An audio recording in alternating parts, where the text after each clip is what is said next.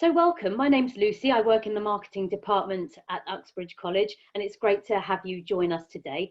We do have questions that can be asked as we're going along, and we are using the chat box today. So if there is anything you want to ask, do pop that in there and then we'll pick that up at the end. We've got our curriculum specialists with us today so they can answer the questions that you have about the courses. But before we get going to find out a little bit more about travel and tourism, I'm just going to share a little bit more about the college, and starting off with a welcome from our principal, Daryl. Hello everyone, my name is Daryl, and as principal of Uxbridge College, I'm very pleased to be able to welcome you to this virtual open day session. I'm aware that lockdown has been a difficult time for everyone, and especially so if you've been trying to gain your qualifications this year. And if that is the case, I really do hope it's gone well for you. But now is the time to put next year's plans into action, and this virtual session should help you do exactly that. There are a range of career options open to you, and it's worth being aware that Uxbridge College offers some of the widest choice of academic, vocational and technical qualifications at various levels to suit your interests and abilities. The college has an excellent track record for success with consistently high performance over more than a decade. Currently, we are the highest performing college in London for 16 to 19 learners, and this has been the case for the last 2 years. Moreover, our A-level and English and Maths progress scores are amongst the highest in the country. Our teaching staff are specialists in their areas and bring with them vital industry experience to ensure that learning is relevant and that our learners achieve well.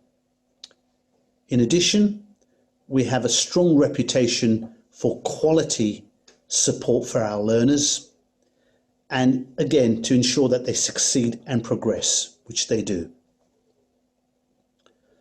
We've continually invested in our facilities to ensure these are fit for purpose and to industry standard, and created really excellent social and recreational facilities for our learners when they're not in lessons. Now, our staff are here to help you, and because we have such a wide range of choices, we will assist you in finding a suitable place at the college according to your qualifications and your abilities. But importantly, it'll be on a course that you are interested in and therefore have a best chance of succeeding in. I hope I've given you a little flavour of what's on offer at Uxbridge College, and should you wish to join us, I do encourage you to apply early to secure your place here at the college, and I very much look forward to meeting you and welcoming you in person in September. Thank you. Thank you, Daryl. So just to add a couple of things that Daryl has mentioned in his little intro there, we are so proud to be the #1 college in London for 16 to 18-year-old achievement. That was confirmed by the DFE back in March, and that's a great accolade for us because it just goes to show that the college is somewhere where students succeed and people are able to go on and do the things that they want to for their future. Another couple of reasons why we're #1 in London. So we're the second largest FE college in London, but our students in the recent FE Choices survey rated us first for student satisfaction. And again, that's great. To hear that from our students is really important to us because we know we're doing the right things for them and helping them to go on to great things. We're also the first for value added for A-levels and also for English, and third for maths. Also, we were within the top 10 in the country as well for our value added. Again, just to reiterate that we are a college that does care and does want to help you achieve. So just a little bit about some of the course information, and this is more general before I hand over to Kai and Michelle today, who will give you more of a curriculum flavour. But our courses are here to design and are designed to prepare you for a fantastic future. We want you to progress, whether you want to go to higher education, you might be looking for an apprenticeship, or perhaps you want to go straight into the world of work once you've finished your course. We're here to help you do that. And we've got great links with employers as well. There are opportunities for work experience, perhaps some guest speakers, trips and visits. You'll hear a little bit about that later on today. But everything that we can do to enhance what you're learning in the classroom. You'll study your main qualification, but also you might have some English and maths, employability skills, work experience and enrichment, and also support for progression. So all those things to help you go on and do really well. It's our intention to support and encourage you. We want you to work hard. We want you to achieve your goals and to succeed. So just a little bit now about the industry standard facilities, and Darryl did touch upon the fact that we are continually investing in our campuses. We do have well-equipped classrooms, workshops, studios and specialist workspaces, and Michelle will show you some pics later on of the facilities that the travel and tourism students get to work in. But also our staff come with an awful lot of experience. They're industry qualified, they've worked in those jobs, and they're here to give you the skills and knowledge that you need to prepare you for that fantastic future, whether that's, as I say, straight into the workplace or perhaps onto university. But rest assured, those tips, those bits of information and that knowledge, they will be bringing into the classroom for you. But we know college is about learning, but also you're here to have a good time as well. And there are lots of things that you can get involved in outside of the classroom. You might want to take part in some of our activities, perhaps fundraising, maybe some volunteering, and also lots of student events that you can get involved in from the social side as well. If you're interested in governance, we do have a student union and you can get involved in that, perhaps become a class or tutor rep, and you can help to shape college life by sharing your thoughts with our senior managers and the thoughts of your team as well, and your class friends. We also have to uphold standards in education, and Ofsted, who monitor what goes on in education, recently came in July, and just an excerpt from something that they said. Our teachers have high expectations for our students and they're here to help them learn. They know the learners well and they help them with any problems that they might have. The other thing that they commented on was how well our students and our apprentices talk about the college. They're very positive about their experience with us and they enjoy coming to the college, which is also great news. So that's enough on the general information from me, but I'm now going to hand you over to Kai, who's going to give you a little bit of an intro into sport, travel and public services. Over to you, Kai. Thank you, Lucy. Just to introduce myself, my name is Kai Barnes and I'm the Head of School for Sport, Travel and Public Services here at Uxbridge College. Thank you for taking the time to join us this afternoon to be given some more information about the courses that we provide. I know that it's a particularly difficult time currently, especially if you're leaving year 11. Because obviously you haven't had the opportunity to take those exams that you would normally take, and so therefore you might not have a feel about the type of grade you're going to be predicted and be walking away with. We have a host of programs available at Uxbridge College within the Travel and Tourism department. So don't panic. Regardless of your grades, please feel free to contact us when you are given those, and we will be able to find a program that best suits you. We are a friendly bunch, so come down and have a chat with us. A lot of the moment is going to be done over the phone or via email. But like I say, regardless of your results, please feel free to contact us and we'll take it from there. I'm now going to pass you over to Michelle Bradley, who is the Section Manager for Travel and Public Services. Thank you. Hello, my name is Michelle. Welcome to Uxbridge College, and in particular, welcome to the Travel and Tourism Department. Just going to run over the different levels of programme that we offer in Travel and Tourism.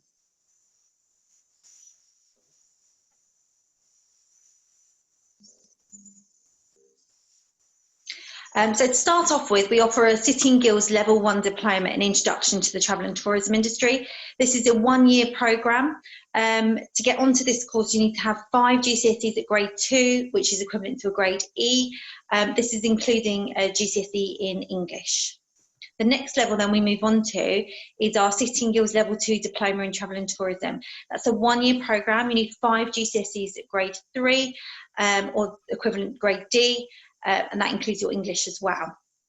Moving on then, we've got 2 level 3 qualifications. First of all, we've got the Ncfd level 3 Extended Diploma in Travel and Tourism. This is a 2-year programme. To get onto our Ncfd, you need to have 5 GCSE grades 9 to 4, equivalent to grade C. And that includes an English qualification at GCSE, or a distinction at a level 2 qualification.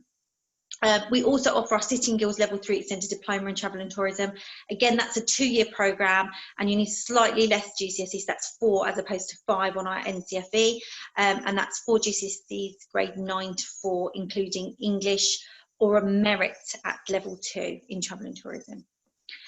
We then offer, a lot of our students will want to go on to doing a higher qualification after they complete their level 3 with us. We offer a level 5, which is a BTEC level 5 higher national diploma in travel and tourism management. That's a 2-year programme. You need to have two A-level passes or the equivalent to get onto our level 5. I will now outline each of the levels that we offer, and also the units on each of the levels. So as I said, our City & Guilds Level 1 Diploma in Introduction to the Travel and Tourism Industry is a 1-year programme. In order to get onto all of our courses in travel and tourism, you are required to have a satisfactory school reference or a school report. You need to have your 4 GCSEs at grade 2, including your English at a grade 2. The units then that you would be looking at doing on the level 1 include looking at the UK travel industry, UK tourism industry, customer service, promotional materials, looking at employment, and looking at providing information on tourist destinations. So with your UK, your travel and your tourism, you're really looking at how the industry is built up and what the industry consists of. You'll see on all of our programmes, whether they be a level 1, 2 or 3, they all consist of customer service. As you're probably aware, the travel and tourism industry is very much customer service driven. So in terms of the levels, it just gets slightly harder, and you're looking at it in slightly more detail as you progress up the levels. So you will be required to do your English and maths as an additional qualification if you don't get your GCSE grade 4 or equivalent, which is a grade C. So you are required to have that. If you don't, obviously you will be doing your English math alongside your travel and tourism qualification.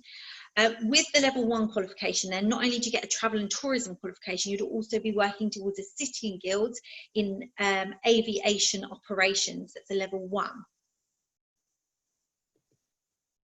The City & Guilds Level 1 in aviation, then, that includes 6 units in total. So you've got, you're looking at the introduction to the aviation industry, you're looking at aviation terminology, locational geography, customer service, teamwork, and preparing for employment. All of these units then is kind of a brief introduction into the industry. So looking at the main terminology you would use, looking at how customer service is used within the industry. You'll be doing teamwork tasks, as you may be aware. Obviously, aviation is a very teamwork-driven industry. And preparing for employment will be looking at making sure CVs are ready and looking at different jobs that are available within the industry.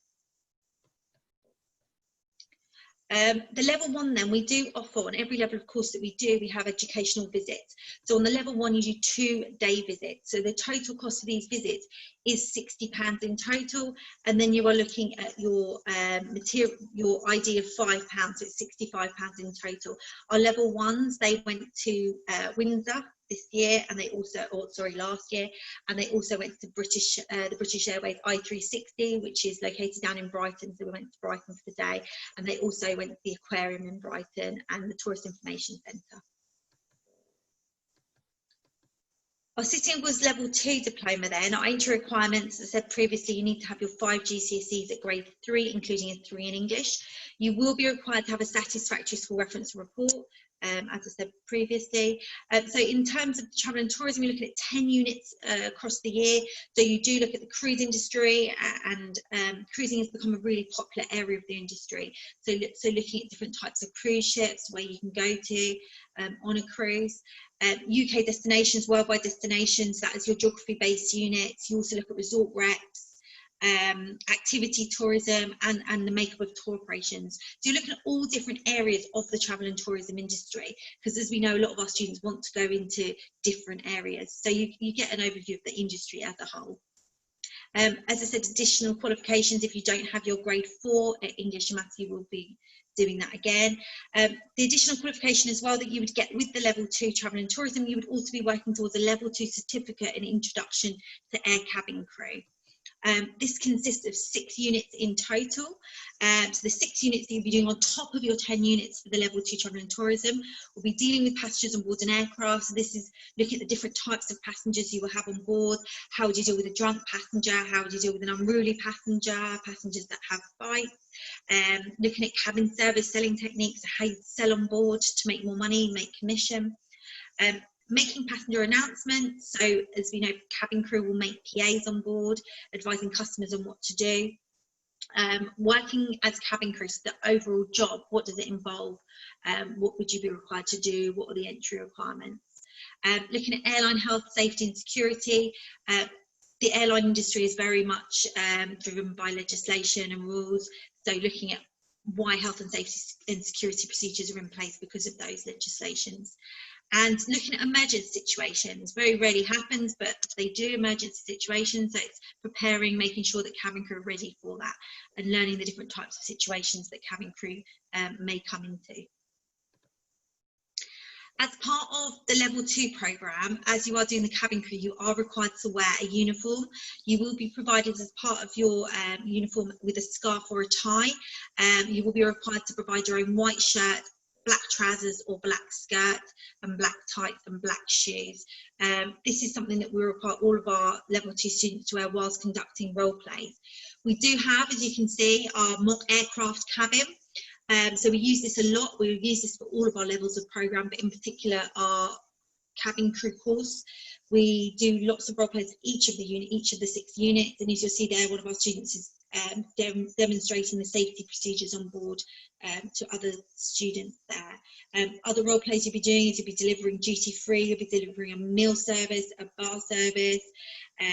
You'll also be doing PAs on board. We've got a PA system, so lots of role plays you'll be conducting throughout the year in our mock aircraft cabin in your uniform. Also, as part of this qualification, you do need to have practical elements that cannot be delivered at the college. So we do need to put out fires, you need to do evacuations, you need to go down the aircraft slide. So for this, we have a really good working relationship with both Virgin Atlantic and British Airways. So we've gone between the different training centres year on year. Last year we went to British Airways Training Centre, and as I said, the students will have a full day of airline cabin crew training. So they'll see what it's like to actually conduct a cabin crew training assessment day. That's by qualified training staff at British Airways or Virgin Atlantic. So on this course, we do offer educational visits. So we've got a 2-night residential visit. So we've been to various destinations. The last couple of years we've been to Bath. Previously we've been to Edinburgh. Students really enjoy it. It all links to the units that you'll be studying. So you will be doing work before you go and when you come back. You've also got your day visit as well, that's British Airways. So your course fees, you're looking at a total of 255. So obviously slightly expensive because of your day visit to British Airways, but as I said, we're really lucky because we're one of the very few colleges that get to go to the training centre for the airline. Our City and Guilds Level 3 Extended Diploma in Travel and Tourism then. This is a 2-year programme in total. Again, you need to have your reference report, you need to have your 4 GCSEs at grade 9 to 4. So it's 14 units across the 2 years. So you do 7 units in the first year and 7 units in the second year. You're looking at, again, the cruise industry, UK travel, UK tourism destinations. You also look at worldwide. So it's very much looking at geography, where places are located, key attractions around the world, developing people. So you've got more of your management units as you start to go into level 3. So looking at how would you manage people, how would you develop people in an industry like travel and tourism. And you also look at resort representatives as well as an additional qualification for your English and maths if you haven't got your grade 4. You've then got your Ncfd level 3 extended diploma. So you've got your C&G level 3 and then your Ncfd. A lot of students normally ask the question when we actually do the live open days, what is the difference between the C&G and the level 3? The NCFE. The NCFE would be more if you're looking to go to university. Sitting guilds don't offer UCAS points, whereas the NCFE do. So if you are looking at going along the lines of going to university, you would get your UCAS points from the NCFE. As you can see, you do slightly more units on the NCFE. So you've got 18 units across the 2 years. So you would get more UCAS points from this. We do have some students that will go to university after our City and Guilds, but they have to apply to the universities directly rather than go through the UCAS process. Whereas with this NCFE qualification, you can see you would go through the UCAS process. So the 18 units then, again, you're looking at your customer service, your geography. You've then got your airline-based units as well. So if you're looking more airline industry, you've got your investigating cabin crew, your UK airports. So it's more tailored if you are looking at the airline industry. We've also got your hospitality as well, which is looking at hotels. As you see from the qualification requirements, it's 1 more GCSE, so you need 5 GCSEs at grade 9 to 4 as opposed to 4 on the City and Guilds.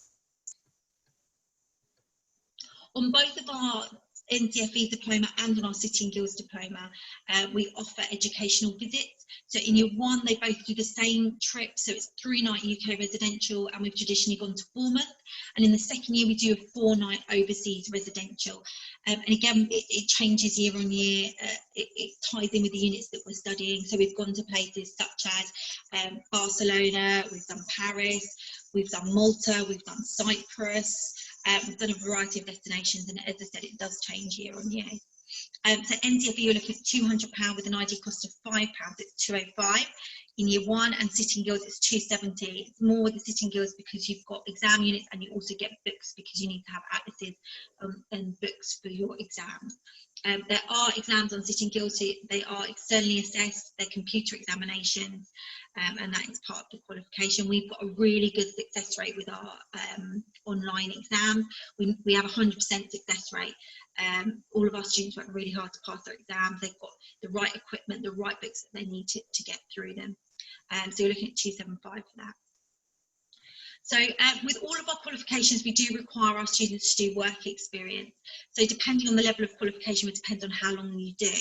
Currently, our NCFE qualification, our level 3, they're currently doing a 4-week work industry placement, whereas the Sitting Guilds will do 1 week in the first year and 1 week in the second year. Our level 1s and our level 2s will go out for 1 week. We work really closely with organisations within the industry. So we've had our students go to Virgin Atlantic, British Airways, Premier Inn, Hilton Hotels, different types of theme parks. They go into London. They've worked in, for example, London Tombs, London Dungeons. So a variety of different places they go into work experience. The last qualification that we do offer, we offer a level 4, which is a HNC, and a level 5, which is a HND. A lot of our students will want to go to university and will like to progress after the level 3. They've enjoyed doing the level 3 so much that they want to study it further. And they want to stay on with us because they particularly like our team and our small class sizes. So our level 4 then, the entry requirements for that are a BTEC or a Sitting Guilds level 3 diploma at grade PPM or A-level equivalent. So some students will come to us after doing A-levels. Again, we would want a satisfactory reference. We also take mature students, so we are relevant to work experience that you have got. We do have HE specific learning facilities, so when you go into our library, there's a room that's dedicated to HE. It will have lots of books relevant to your course, and also computers with additional software that can be used, and that's separate to our FE students. There's 8 units in the first year then of our HNC, so we're looking at your more management units, your contemporary travel and tourism industry, looking at marketing, looking at more management, so how you would manage teams of people, looking at visitor attractions, managing the customer experience, marketing, and looking at global destinations, so looking at destinations around the world. Then moves on to our level 5 in the second year. So if you complete the first year, you get the HNC, second year, you get the HND. So 7 units in the second year. So you do a research project similar to what you would do if you were at university. So it's a large project where you're required to do your own study, your own research, and put together your own project. And as I said, it's based on what you do a dissertation at university for a degree. We then look at other units such as sustainable, special interest, international. You're looking at global events, so events that would happen all over the world, and the management of the cruise industry. So as you can see, these units are very different to your level 3 programs. They're more management based. One of the benefits then of staying on and doing our level 4 and level 5 qualifications is actually the cost of the qualification. So a lot of students that go to university, the course costs are obviously very, very high. If you stay on and you do our HNC, for a home student, the fees are, for the first year, 5615 is what you're looking at. Overseas is 7,021.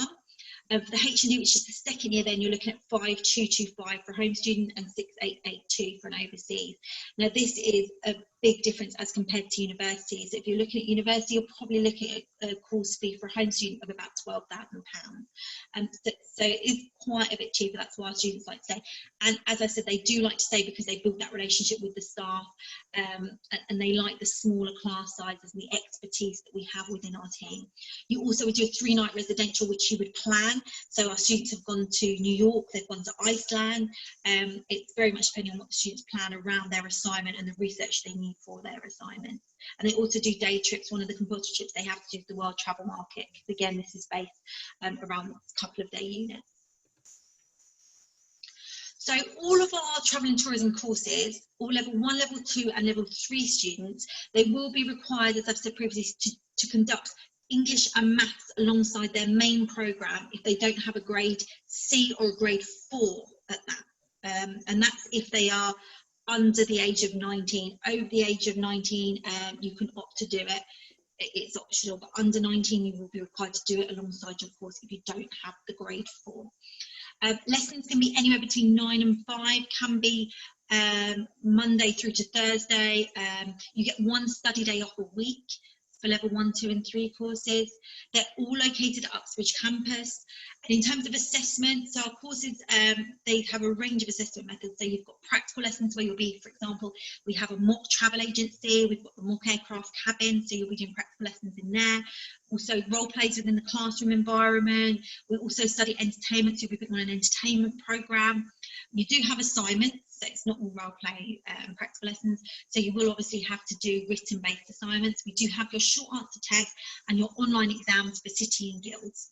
As I said, we also do work experience on all of our programmes. We also work with organisations who look at our assignments and they put their name to our assignment. And we also have a lot of guest industry speakers that will come in and talk to our students. So we've had guest industry speakers, for example, different organisations that offer visitor attractions. So we've had organisations such as Thorpe Park, we've had British Airways, Virgin Atlantic, TUI Travel. We've had different tourist boards as well come in and talk to our students from different tourist boards around the world. So lots of industry speakers, because it really does bring the industry to life. In terms of student stories, as you can see here, this is one of our students, Marwa. She started off on level 2 with us last year. She's now progressed on to level 3. She's really enjoyed our programme, so much so she progressed from level 2 to level 3. And she's hoping when she finishes her 2-year level 3 that she's going to university or staying on to do the HNC and the HND with us. So in terms of our students, a lot of our students, like to see one of the questions that came up at the bottom of the screen was actually, what will you do when you finish the travel and tourism qualification? So our students go into a variety of different jobs. A lot of our students have progressed. So for example, as you can see here, Dana's in British Airways, George in EasyJet, Hemmer's now at Virgin Atlantic, Abdi is now at University of Bournemouth. So we've got lots and lots of students who progress into a wide variety of backgrounds. So we've got airlines, people going to hotels, they're going to study at a university to go into more management-based degrees, so they can go into management positions. I mean, we've got British Airways right on our doorstep, their head office waterside, so lots of students want to go in and work, for example, in marketing. They could do that. So there's lots of different areas. We've then got students who want to work abroad. So we've had students go and work, for example, in Camp America when they finished with us. So lots of different jobs that you can do. And resort representatives, students want to do that as well. In terms of our experience then, our travel and tourism team have all come from industry. So they all worked within industry and they all have a degree within travel and tourism based subject or hospitality or events management. So we've all got background within the industry. So some of our backgrounds include we worked in cruise operations, cabin crew, customer service agent at the airport, retail travel, business travel, meetings and events. So lots and lots of different organisations as well, as you can see. So Virgin, British Airways, Bunac, Ski World, Thomas Cook, Giles Business Travel, MSC Cruises, Radisson Blue. So lots of organisations. We've got a depth of knowledge that we can pass on to you. So that's it from me in terms of the Travel and Tourism Department. Hope you've enjoyed our presentation, and we do hope to see you on our study programme soon. Thank you, Michelle. I don't know about everybody else, but looking at those pictures, it just makes you want to go somewhere. Fantastic scenes in the travel industry. Thank you very much. And there is time at the end for questions, and I know that some have been coming through. So Michelle will get you to look at answering some of those in just a moment. But before we go on to look at the question side of things, just a little bit more from me on support. Obviously, you've got your teaching staff within the classroom who are there with their expertise to help you, but you might need some support outside of the classroom, and we offer that as well.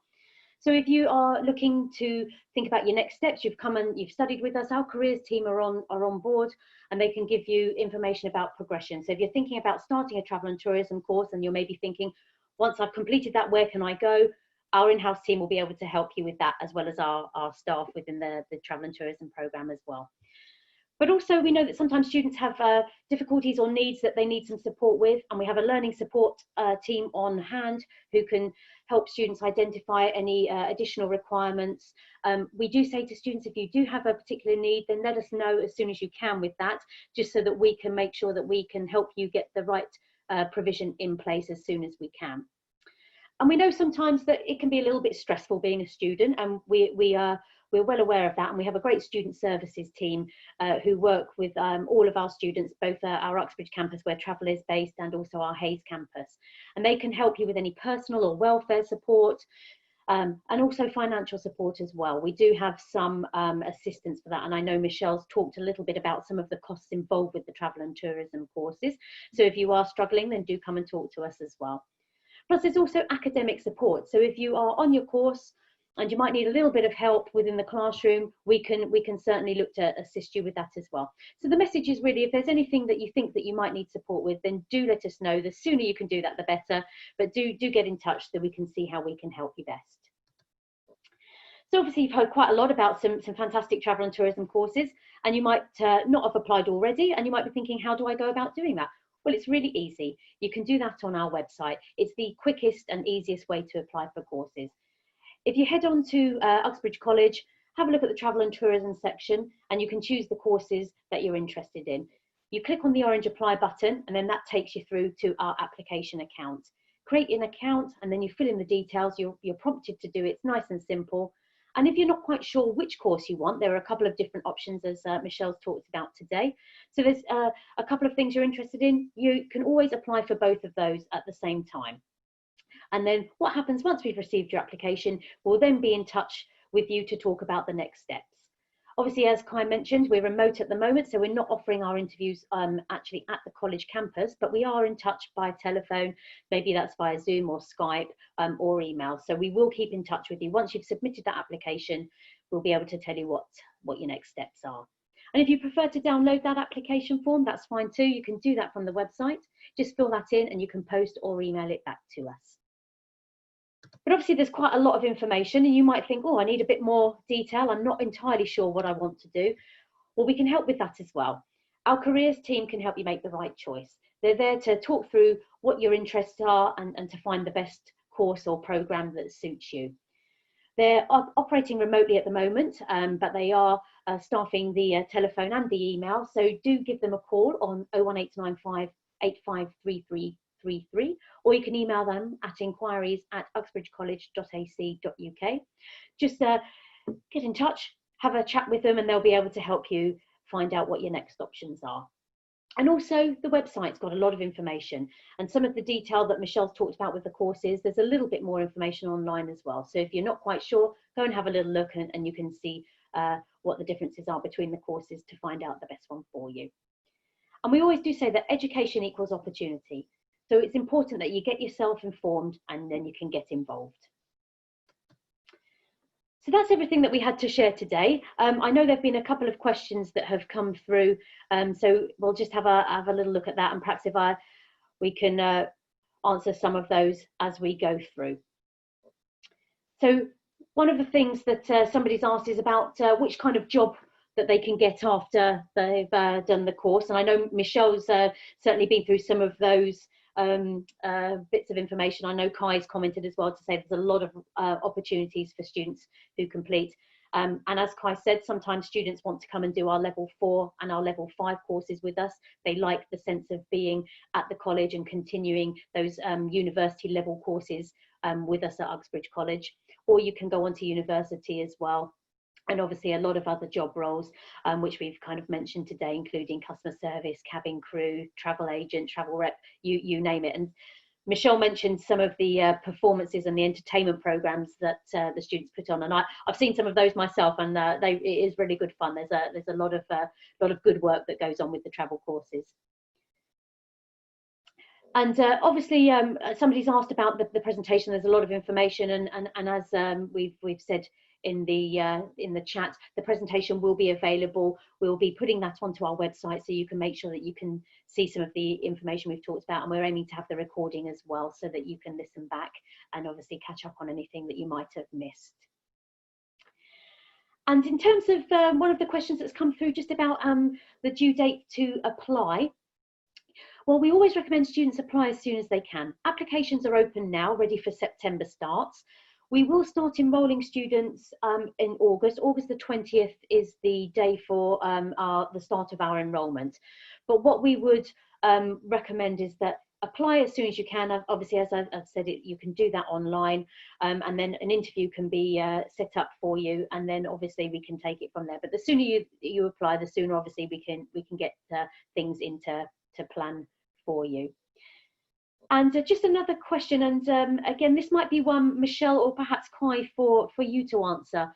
Is a ticketing course different from a travel and tourism course? I don't know if one of you might be able to answer that for us. Yeah, I've just seen that come through. Right. So ticketing course, I know lots of colleges do offer, for example, an FS and ticketing. This isn't something that we currently offer, and it is different to our travel and tourism course. So it's a more of a specific course that you would need to apply to do, rather than travel and tourism looks at the industry as a whole, rather than actually ticketing.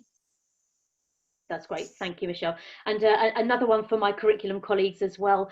What must your attendance have to be on the travel and tourism course? So in terms of attendance, we do normally try and maintain 95% attendance within our student groups. We'll be looking at about a 90%. We would want a 90% attendance. As we said, on all of our qualifications, we do require a school reference or a school report or a report from an employer to tell us about your attendance. So we would be looking at above the 90% rate. That's great, thanks for that, Michelle. We'll just I'll ask if there are any last questions. We've had a few, which has been great. Thank you very much for those coming through. So just a moment, just to any other questions to drop into the chat box. Whilst we do that, obviously there's been quite a lot of information, and I know Michelle's also shared with you some of the expertise that our staff have, and also the facilities and the mock cabin crew. The mock cabin that we have as well for preparation for crew is really quite a great facility. So if you do decide to join us, I'm sure you'll enjoy having a little look at the facilities. Another question has just popped in. Somebody has just asked about, they've worked previously as cabin crew, but they have stopped and they would like to work in the airport now. Would the course be useful for them? I would say here the best thing to do is to actually speak to us on an individual basis and have a look at the course that would be suitable for you. So I would recommend actually applying for the course and arranging an interview, and then we can discuss the options further with you. Just to chip in there as well, I'm actually conducting those interviews. So Marwa, if you'd like to apply, at least then we can be put in contact with each other, and then I'll be able to talk you through what your options are as well. That's great, thanks, Kai. And just to say, adding on to that as well, that if you apply for a course and it's maybe not quite right for you, don't worry, still apply. We'll have a chat, as Kai said, he will have a chat about the travel and tourism courses. But if there is something else that we think might suit you, we do have our careers team available, so we can always refer you onto the careers team, who could talk about other opportunities that might be at the college, or it might be something that they know about outside of the college that will help you. So do definitely apply, so we can start getting that process in, and obviously help you in another way if there isn't a course that we can help you with actually at the college. Obviously we'd love that for that to be the first point of call.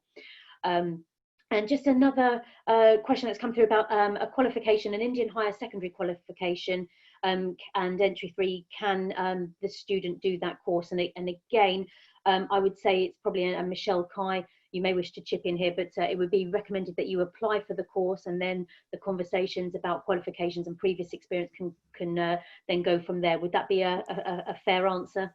Yeah, so we do actually translate qualifications. So with your Indian higher secondary qualifications that you have, we would be able to translate them. And the fact that you're doing an ESOL level 3, you'd probably be looking at a level 1 qualification. And with lots of students that will come on and do level 1 from doing an ESOL entry level 3. But again, as Lucy said, I would apply and arrange for an interview with us.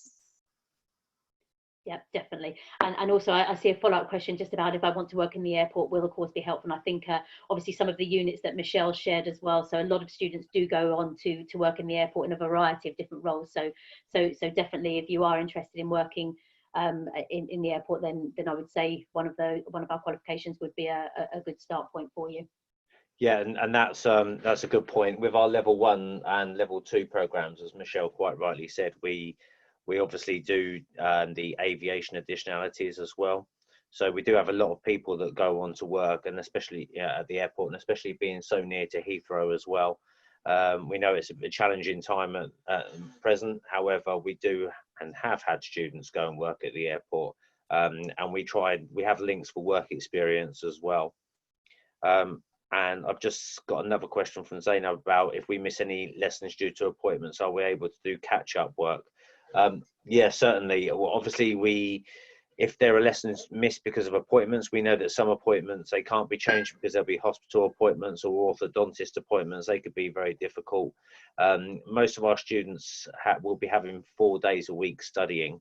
So the 5th day, which is a study day, we would advise people, if they can, to make appointments on that 5th day. However, we know that sometimes this is out of people's control.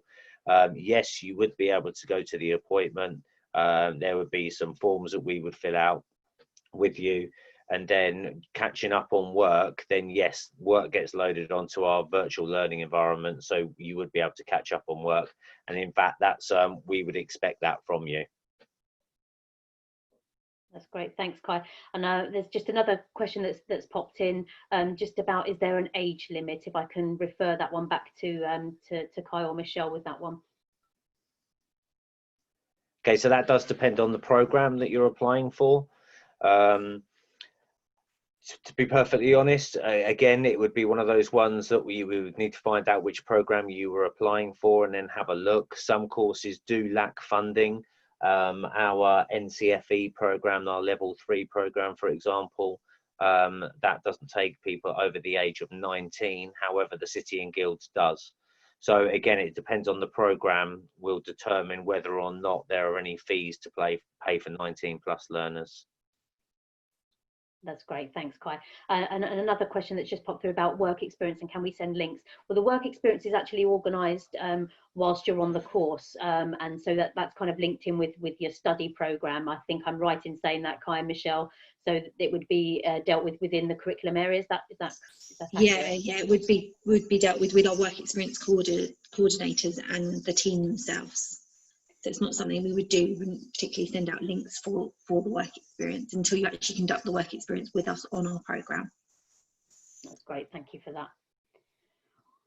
Well, thank you very much. We've had a great few questions through. Thank you, everybody, for submitting those, and we hope that you found the information that we've provided you today useful and helpful. Just to thank Michelle and Kai for their time and sharing the information about our travel and tourism programmes.